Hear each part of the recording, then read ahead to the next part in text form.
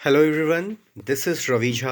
आप सबका स्वागत है आपके खुद के चैनल टारगेट फॉर आईक्यू में। आज जिस टॉपिक के कंटेक्स्ट में आपके साथ मेरी मुलाकात हो रही है, बेसिकली ये most important multiple choice question की सीरीज़ है जो आपको आपके आने वाले अपकमिंग एग्ज़ाम्स में किसी न किसी रूप में देखने को ज़रूर मिलेंगी। क्यों? क्योंकि ये सीआरपीसी और रिलेवेंट सब्जेक्ट्स के वो प्रोविज़न है जिनके बारे में अक्सर किसी ना किसी एग्ज़ाम में चर्चा ज़रूर की जाती है। चाहे वो आपका प्री का पेपर हो, चाहे वो आपका मेंस का पेपर हो, चाहे वो आप किसी स्टेट का एपीओ का एग्ज़ाम देने के लिए जा रहे हों, या चाहे आप किसी जुडिशियल सर्विसेज में अपीयर होने के लिए जा रहे हों। तो आइए हम बात करते हैं आज किस किस प्रोविज़न के बारे में आपके साथ चर्चा होगी। तो इस चर्चा की शुरुआत करने से पहले आपको मैं एक चीज़ क्लियर करना चाहूँगा कि आज जिन क्वेश्चनों की लिस्ट आपके सामने जारी की जा रही है, बेसिकली उसका संबंध सिर्फ और सिर्फ सीआरपीसी के रेफरेंस और बेल के प्रोविज़न से है। तो सबसे पहले मैं चाहूँगा कि आपको रेफरेंस, रिवीजन और बेल के बारे में एक थोड़ा सा आइडिया छोटा सा दे दिया जाए। देखिए, रेफरेंस का मतलब क्या होता है कि जब कभी भी लोअर कोर्ट के सामने कोई मैटर आता है और लोअर कोर्ट उस मैटर के ट्रायल को एग्जीक्यूट भी करती है, ट्रायल की शुरुआत भी हो चुकी रहती है, लेकिन लोअर कोर्ट को लगता है कि इस बिंदु के ऊपर ना तो ऐसा कोई लॉ है, और अगर लॉ है तो काफ़ी टाइम से वो एग्जिस्टेंस में नहीं है, या उसकी एप्लीकेबिलिटी को लेकर कोई डाउट है। इवन कि अभी तक सुप्रीम कोर्ट और हाई कोर्ट ने भी उस एक्ट, उस लॉ और उस ऑर्डिनेंस को लेकर कोई भी टिप्पणी नहीं की है। तो सामान्य रूप से जो लोअर कोर्ट्स होती हैं वो हाई कोर्ट को एक लेटर ऑफ रिक्वेस्ट भेजती हैं, जिसको हम एक रेफरेंस का नाम देते हैं। खास तौर से यहाँ पर लोअर कोर्ट का जो बेसिक ऑब्जेक्ट या जो मुख्य उद्देश्य होता है वो ये होता है कि वो हाई कोर्ट की नज़रों के नज़रिए से डिसाइड करना चाहती हैं उस मैटर को जो कि उनके सामने पेंडिंग है, और वो ऑनरेबल हाई कोर्ट से दरख्वास्त करती हैं कि सर, इस बिंदु के ऊपर आप बताइए कि हमें क्या फैसला करना चाहिए। तो रेफरेंस तभी दिया जाता है हाई कोर्ट के पास जब कभी किसी एक्ट, किसी ऑर्डिनेंस या किसी भी लॉ पॉइंट को लेकर कंफ्यूजन हो और एक डाउट क्रिएट होता है, क्योंकि हमें जजमेंट भी पास ऑन करना है और जजमेंट मस्ट बी फेयर होना चाहिए। और इन सारी चीज़ों को ध्यान में रखते हुए रेफरेंस के प्रोविज़न को इंसर्ट किया गया था सीआरपीसी के 1973 वाले कोड के तहत। अब आइए देखते हैं कि क्वेश्चन आपसे किस किस तरीके से पूछे जा सकते हैं। देखिए, पहला जो क्वेश्चन है वो बात करता है कि सीआरपीसी के तहत रेफरेंस का जो प्रोविज़न है या रेफरेंस का जो जिक्र है वो किस धारा के तहत किया गया है। तो वो धारा है आपकी 395, यानी कि रेफरेंस रिलेटेड जो प्रोविज़न है उसका जिक्र सिर्फ और सिर्फ सीआरपीसी की धारा 395 में किया गया है, और वो भी सिर्फ और सिर्फ हाई कोर्ट के संदर्भ में। तो यहाँ पर जो दूसरा सवाल है वो भी आपका क्लियर हो गया डाउट कि जो रेफरेंस होता है वो हमेशा हाई कोर्ट को ही कन्वे किया जाता है। हाई कोर्ट के अलावा अदर किसी कोर्ट को रेफरेंस कन्वे बिल्कुल भी नहीं किया जाता है। इसके अलावा अगर हम रिवीजन की बात करें तो रेफरेंस और रिवीजन में एक डिफरेंस है, और वो डिफरेंस क्या है कि रिवीजन सामान्य रूप से कोर्ट ऑफ सेशन भी कर सकती है और हाई कोर्ट भी कर सकती है, जब उनको लगता है कि उनकी सबऑर्डिनेट कोर्ट जो है किस तरीके से वो काम को एग्जीक्यूट कर रही हैं, क्या उनके काम करने का तरीका सही है, क्या जजमेंट में किसी तरह का कोई लैकुना या किसी तरह की कोई इरेगुलरिटी तो नहीं पाई जा रही है। तो बेसिकली जो रिवीजन होता है एक प्रकार का चेक एंड बैलेंस का प्रोसीजर होता है, जिसके माध्यम से ये पावर हमने कोर्ट ऑफ सेशन और हाई कोर्ट दोनों को ही दे रखी है। लेकिन क्वेश्चन नंबर 3 में आपसे पूछा गया है कि सेशन जज के पास जो रिवीजन की पावर है उसका जिक्र कहाँ पर किया गया है। तो उस बात का जिक्र किया गया है सेक्शन 399 सीआरपीसी के तहत। अगर हम हाई कोर्ट के रिवीजन पावर की बात करें तो इसका जिक्र सेक्शन 401 के तहत किया गया है। और यहाँ पर अगर आप क्वेश्चन नंबर 5 को देखेंगे तो यहाँ पे आपसे पूछा गया एक सवाल कि ये कौन कौन से ऐसे पार्ट्स हैं जिनको कि करेक्टली मैच नहीं किया गया। तो you all know that very well कि रेफरेंस का जिक्र हाई कोर्ट में धारा 395 में किया गया है, बिल्कुल सही है। रिवीजन की बात हाई कोर्ट की 401 में की गई है, वो भी बिल्कुल ठीक है। अगर किसी व्यक्ति को सज़ा हो जाती है और उस सज़ा के लिए वो अपील में जाता है तो उसका जिक्र 374 में किया गया है, ये भी बिल्कुल सही है।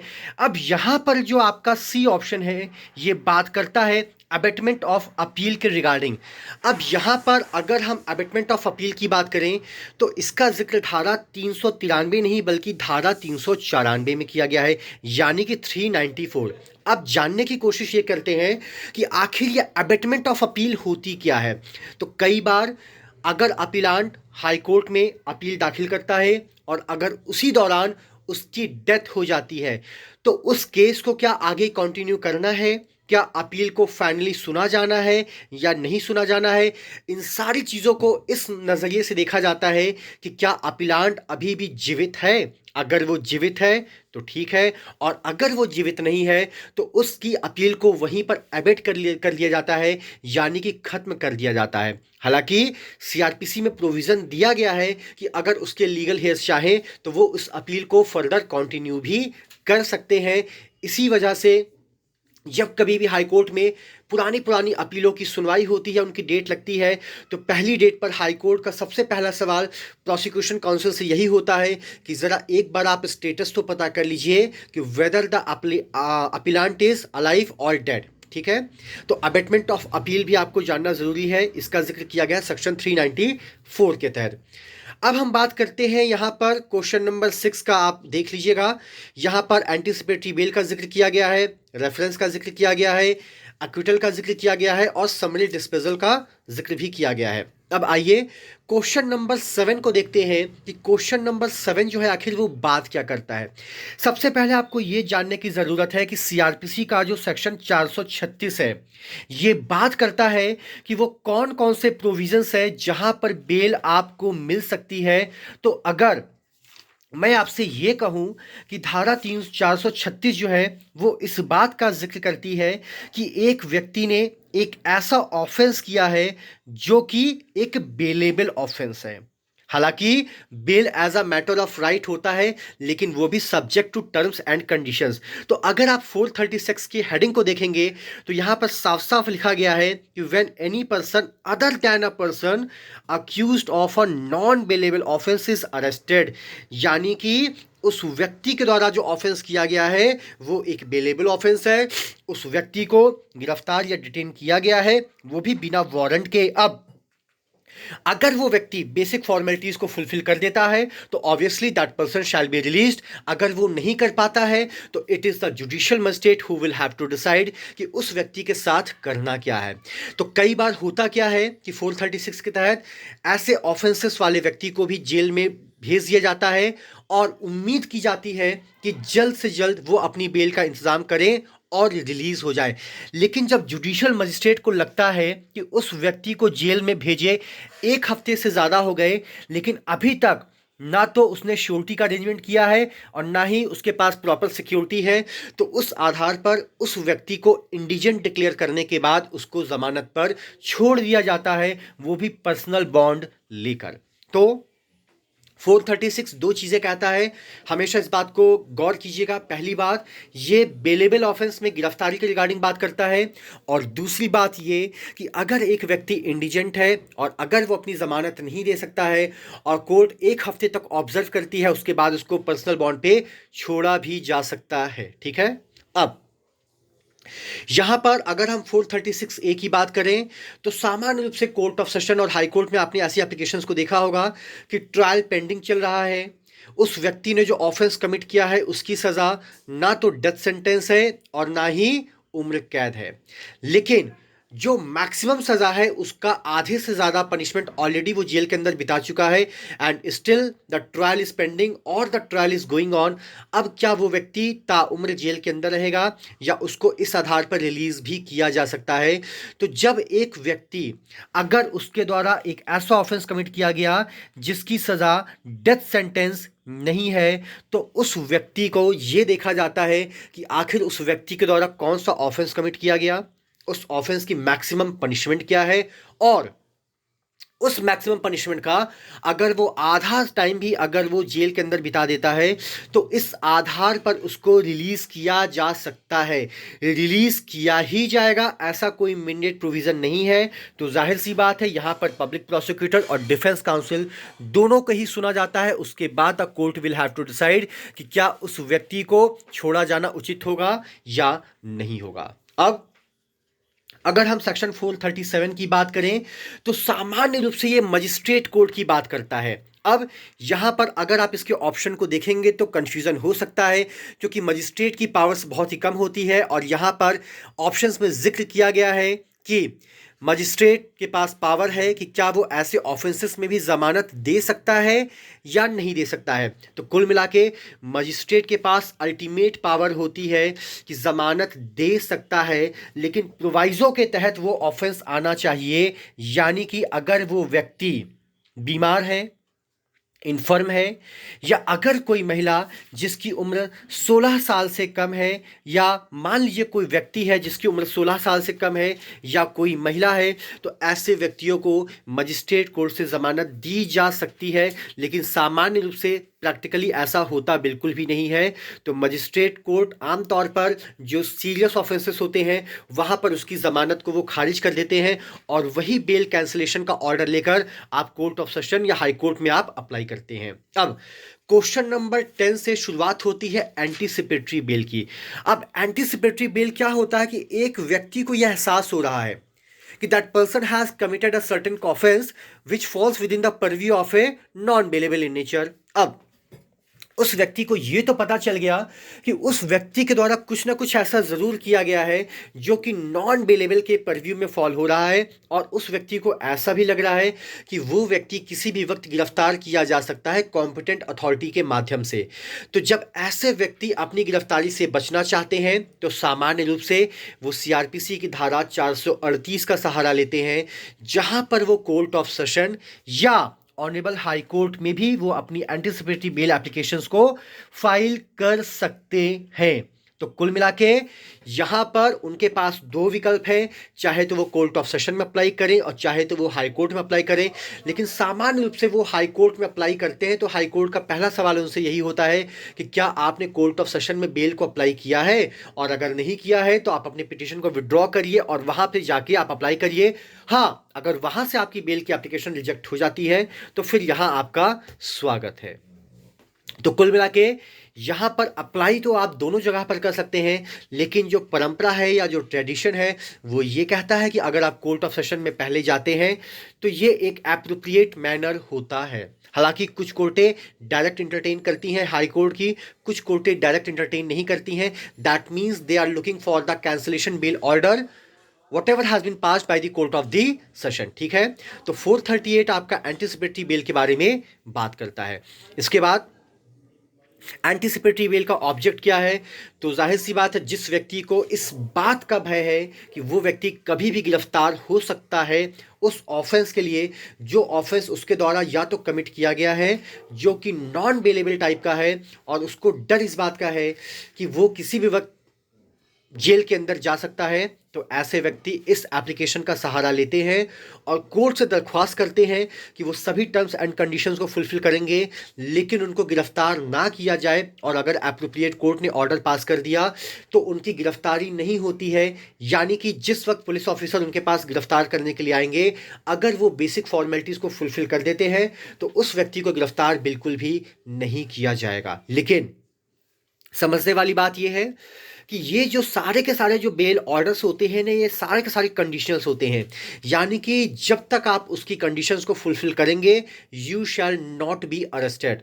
बट अगर आपने किसी भी कंडीशंस को ब्रीच किया तो ये पुलिस ऑफिसर्स के पास ग्राउंड होता है कि वो आपको गिरफ्तार भी कर सकते हैं। ठीक है, अब अगर हम क्वेश्चन नंबर 12 की बात करें तो ये वही बात कहता है कि एंटीसिपेटरी बेल आप कोर्ट ऑफ सेशन और हाई कोर्ट दोनों में से किसी भी एक जगह पर फाइल कर सकते हैं, लेकिन एक टाइम पे एक साथ दोनों जगह पर फाइल नहीं कर सकते हैं। यानी कि अगर आपकी bail application court of session में पेंडिंग है तो आप हाई कोर्ट का रुख मत करिए, और अगर हाई कोर्ट में पेंडिंग है तो आप कोर्ट ऑफ सेशन का रुख बिल्कुल भी मत करिए, वो नैतिक रूप से गलत माना जाता है। ठीक है, अब सवाल वही है फिर से क्वेश्चन नंबर 13 में, क्योंकि ये कई बार एंटीसिपेटरी बेल कई रूपों में पूछा गया है, तो आई थॉट कि इन सब का डिस्कशन एक साथ कर लिया जाए। अब एंटीसिपेटरी बेल जो होती है सामान्य रूप से ये नॉन बेलेबल ऑफेंस में डील करती है, यानी कि एक ऐसा अपराध आपके द्वारा कमिट किया गया है जहां पर कोर्ट को अपने डिस्क्रिशनरी पावर का यूज करना है कि आपको जमानत देनी है या जमानत नहीं देनी है। यानी कि नॉन बेलेबल ऑफेंस होते हैं as a matter of discretion, not as a matter of right.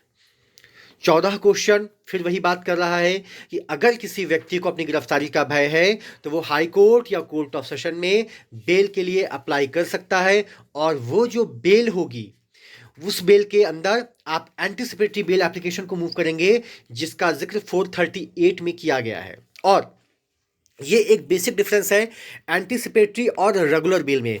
Regular bell में क्या होता है, that person is already behind the bar, वो ऑलरेडी जेल के अंदर है और वहां से वो बेल अप्लाई करता है ताकि वो बाहर आ सके। और यहां पर एक व्यक्ति ऑलरेडी जेल के बाहर है और वो चाहता नहीं है कि वो जेल के अंदर जाए, इसके बचने के लिए वो एंटीसिपेटरी का सहारा लेता है। अब क्वेश्चन नंबर 15 है, ये थोड़ा सा घुमावदार है। वैसे तो आपको कोई सपना तो आएगा नहीं जब तक एफआईआर ना लॉन्च हो जाए, लेकिन एफआईआर कोई प्रेसिडेंट नहीं है कि जब तक एफआईआर नहीं होगा तब तक आप एंटीसिपेटरी बेल अप्लाई नहीं कर सकते हैं। अगर आपको भय है इस बात का तो भी आप कोर्ट के अंदर एप्रोप्रिएट तरीके से आप जा सकते हैं। वहां पर कोर्ट क्या करेगा, प्रोसिक्यूशन या पब्लिक प्रोसिक्यूटर को आदेश कर देगा कि ज़रा आप पता तो करिए कि आखिर इनके खिलाफ ऐसा कुछ है भी या नहीं। तो उन सारी चीज़ों को ध्यान में रखते हुए filing FIR is not a mandate provision under the section of the 438 of the code of criminal procedure. अब यहां पर अगर आप बात करते हैं कि मान लीजिए कि अगर मजिस्ट्रेट कोर्ट ने किसी व्यक्ति को जमानत पर छोड़ा और मजिस्ट्रेट कोर्ट ने उस व्यक्ति के ऊपर हैवी पेनल्टी को इंपोज कर दिया, तो जब पेनल्टी को इंपोज किया जाता है तो उस व्यक्ति को रिजनेबल टाइम पीरियड भी दिया जाता है कि आपके पास 1 महीने 2 महीने का वक्त है कि आप इतना अरेंजमेंट कर दीजिए, अदरवाइज आपको फिर से जेल के अंदर भेज दिया जाएगा। तो अगर आपको लगता है कि वो पेनल्टी बहुत ज़्यादा हैवी है, बहुत ज़्यादा हार्श है, तो आप उसके लिए कोर्ट ऑफ सेशन या हाई कोर्ट में भी आप जा सकते हैं। और अगर कोर्ट ऑफ सेशन या ऑनरेबल हाई कोर्ट को लगता है कि उसको सेट असाइड या मॉडिफाई करने की ज़रूरत है तो वो मॉडिफाई भी कर सकते हैं। तो ये एंटीसिपेटरी बेल रेफरेंस और रिवीजन से रिलेटेड महत्वपूर्ण प्रश्न है जो एग्ज़ाम में पूछे जाने की संभावना है। तो मैं चाहूँगा कि रेफरेंस, रिवीजन और बेल के जो 4 प्रोविज़न है जिसका जिक्र 436, 436A, 437, 438 और 439 में किया गया है, उसको एक बार आप लोग ज़रूर देख लीजिएगा, क्योंकि यहाँ से प्रश्न पूछे जाने की संभावनाएं सबसे ज़्यादा है। इसके अलावा target for IQ already test series को कंटिन्यू कर रहा है, जिसके अंदर आपके जो भी अपकमिंग एग्जाम्स हैं, चाहे वो हरियाणा के हो, चाहे राजस्थान के हो, चाहे उत्तराखंड एपीओ के हैं, उस टेस्ट सीरीज़ के अंदर आप अपने आप को इनरोल करा सकते हैं और आप देख सकते हैं कि करंट पैटर्न क्या चल रहा है या वो कौन कौन से मेजर पोर्शंस है जहां से सवालों के पूछे जाने की संभावनाएं सबसे ज़्यादा है। तो अगर आप टेस्ट सीरीज में एनरोल्ड होना चाहते हैं तो उसके लिए दिए गए नंबर 7500110314 पे आप कॉल या मैसेज करके क्वेरी कर सकते हैं और अपने आप को आप एनरोल करा सकते हैं। Thank you so much to all of you for all your support and patience. And एक बात ज़रूर कहूँगा कि बहुत ही रिलैक्स माइंड होके बहुत ही आराम से चीज़ों को समझने की कोशिश कीजिए और जानने की कोशिश कीजिए। आप 100 चीज़ें पढ़ें और वो अनसर्टेन हो, इससे बेहतर है कि कम से कम आप 50% ही पढ़ें लेकिन वो फिक्स हो, उसके अंदर किसी भी तरह का कोई कन्फ्यूज़न नहीं होना चाहिए। Thank you so much to all of you.